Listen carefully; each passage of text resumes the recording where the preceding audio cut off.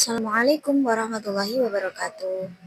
Perkenalkan, nama saya Binti Faikatul Khairia, saya dari kelas tasawuf psikoterapi semester 3.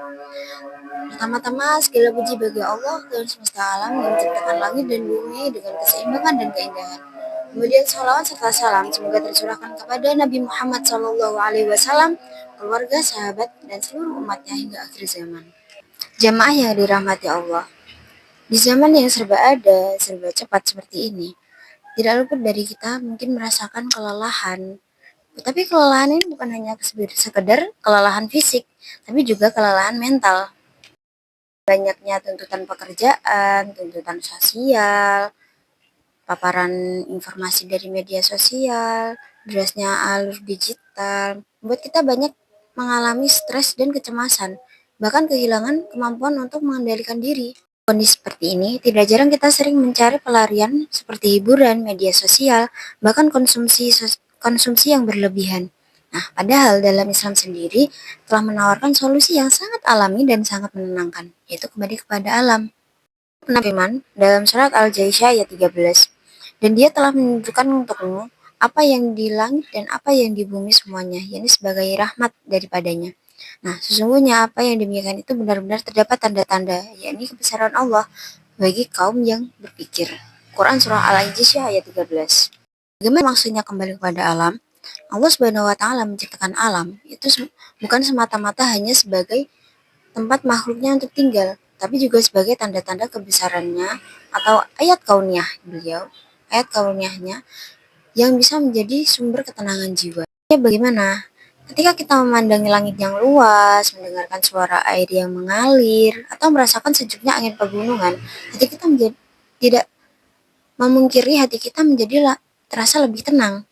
Saat kita berada di alam, alam mengajarkan kita untuk kita merenung sejenak, berhenti sejenak dari kegiatan-kegiatan yang menyibukkan kita.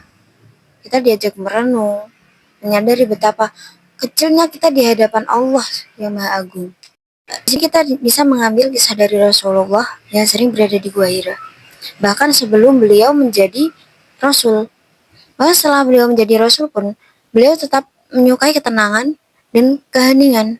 Ini menunjukkan bahwa menyendiri di alam bukanlah sebuah bentuk pelarian, tapi sarana untuk menyucikan hati dan mendekatkan diri kepada Allah. Firman Allah yang berada di dalam surat Al-Imran ayat 190. Sesungguhnya dalam penciptaan langit dan bumi dan silih bergantinya malam dan siang terdapat tanda-tanda bagi orang-orang yang berakal.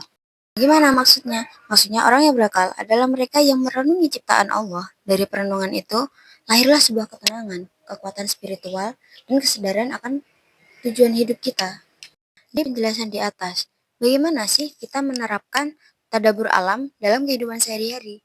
Kita bisa melakukannya mungkin dengan meluangkan waktu kita untuk berjalan di taman atau mungkin di sawah, untuk menenangkan pikiran dan melepaskan beban-beban yang berada di pikiran kita. Kemudian mendengarkan suara alam, suara seperti percikan air, burung, angin.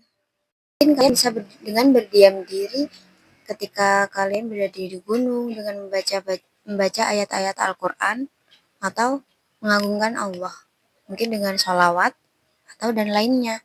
Kemudian kita bisa menggunakan momen itu untuk muhasabah dan mendekatkan diri kepada Allah, itu dengan berzikir, mengagumi ciptaannya, mungkin dengan mengucapkan subhanallah beberapa kali. Modern yang saat ini, jangan biarkan hidup kita hanya terjebak di dalam layar rutinitas. Alam adalah ruang spiritual yang Allah ciptakan, yang Allah sediakan untuk kita kembali kepada fitrah. Seperti yang saya katakan di awal, Allah itu menciptakan alam bukan semata-mata hanya untuk tinggal makhluknya, melainkan juga untuk menenangkan hati dan menenangkan jiwa. Dengan kita melihat pegunungan, kita melihat alam, itu dapat terus bisa menjadi obat penenang bagi jiwa kita yang lelah. Juga termasuk hamba-hamba Allah yang mampu mengambil pelajaran dari alam dan menjadikannya sebagai sarana penyembuhan mental saat jalan kembali kepada Allah. Hiruplah udara segar dengan pergi ke pegunungan, daki, lihatlah langit yang luas yang begitu indah dan rasakan kehadiran Allah di dalam ciptaannya. Jadikan alam bukan sekedar tempat wisata, tapi sebagai ruang penyembuhan jiwa dan penguatan iman yang diadakan Allah. Jika hati kita sedang sempit, pikiran terasa sesak, cobalah keluar sejenak. Cobalah berhenti dari rutinitas kita sejenak. Berhenti bukan berarti kita tidak melakukan apa-apa, melainkan kita berhenti untuk menenangkan pikiran, melepaskan beban yang ada dalam pikiran kita.